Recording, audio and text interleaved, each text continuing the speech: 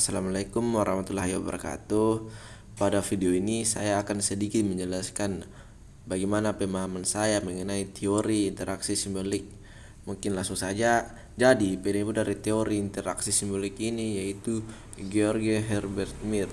Dia dikenal sebagai pencetus awal dari interaksi simbolik yang menyatakan bahwa orang bertindak berdasarkan makna simbol yang muncul dalam situasi tertentu. Pada intinya, teori ini adalah sebuah kerangka referensi untuk memahami bagaimana manusia bersama dengan orang lain menciptakan dunia simbolik dan bagaimana dunia ini sebaliknya membentuk perilaku manusia. Orang tergerak untuk bertindak berdasarkan makna yang diberikannya pada orang, benda, dan peristiwa. Makna-makna ini diciptakan dalam bahasa yang digunakan orang, baik untuk berkomunikasi dengan orang lain maupun dengan dirinya sendiri atau pikiran pribadinya. Bahasa memungkinkan orang atau mengembangkan perasaan mengenai diri dan untuk berinteraksi dengan orang lain dalam sebuah komunitas. Adapun tiga aspek penting mengenai asumsi teori interaksi simbolik. Yang pertama, pentingnya makna bagi perilaku manusia. Kedua, pentingnya konsep mengenai diri. Dan yang ketiga, hubungan antara individu dengan masyarakat. Kita akan membahasnya satu persatu.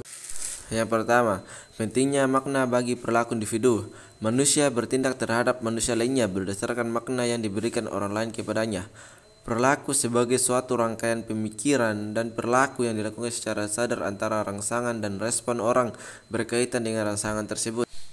Jadi, manusia bertindak terhadap manusia lainnya berdasarkan makna yang diberikan orang lain kepadanya.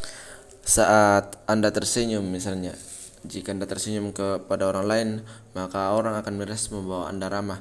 Jadi, orang akan bertindak ramah kepada Anda berdasarkan makna senyuman yang Anda berikan. Begitupun dengan sebaliknya, jika Anda melototi kepada orang lain, pasti orang lain akan merasa tidak senang atau marah ketika Anda melototinya. Bahkan jika Anda melototinya, dia akan mencari masalah kepada Anda. Itu arti dari makna yang Anda berikan kepada orang lain akan mempengaruhi tindakannya. Makna diciptakan dalam interaksi antara manusia. Makna dapat ada jika orang-orang memiliki interpretasi yang sama mengenai simbol yang mereka pertukarkan dalam interaksi. Seperti simbol ini misalnya.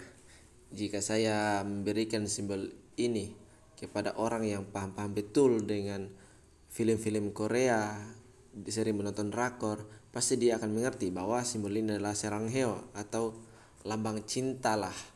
Tapi jika saya memberikan simbol-simbol ini kepada orang-orang yang tidak paham, orang-orang kuno lah yang tidak mengerti akan simbol ini, pasti dia akan menganggap bahwa simbol ini adalah uang. Makna dimodifikasi melalui proses interpretatif. Menurut Blumer, menyatakan bahwa proses interpretatif memiliki dua langkah. Pertama, para pelaku menentukan benda-benda yang mempunyai makna. Langkah kedua adalah melibatkan pelaku untuk memilih, mengecek dan melakukan transformasi makna dalam konteks di mana mereka berada. Yang kedua, pentingnya mengenai konsep diri. Individu mengembangkan konsep diri melalui interaksi dengan orang lain. Orang-orang tidak lahir dengan konsep diri. Mereka belajar tentang diri mereka melalui interaksi. Keluarga sangat penting sebagai institusi untuk bersosialisasi. Lingkungan keluarga lah yang paling dekat untuk membentuk dan mengenal konsep diri. Maka, bentuklah keluarga seharmonis mungkin agar konsep diri manusia menjadi lebih baik.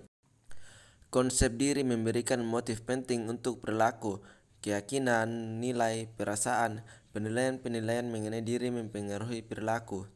Jika seseorang memiliki keyakinan terhadap dirinya sendiri, kemungkinan besar orang tersebut akan sukses dengan apa yang diyakininya. Hal tersebut dinamakan prediksi pemenuhan diri.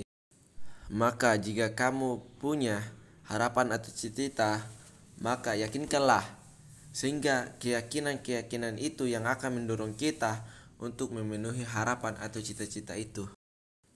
Yang ketiga, hubungan antara individu dengan masyarakat. Orang dan kelompok dipengaruhi oleh proses sosial dan budaya. Norma sosial membatasi perilaku individu. Contohnya dalam berpakaian pada saat perkuliahan. Anda yang awalnya selalu dan suka memakai celana jeans, tapi adanya aturan yang harus dipatuhi, maka Anda dibiasakan untuk memakai celana kain.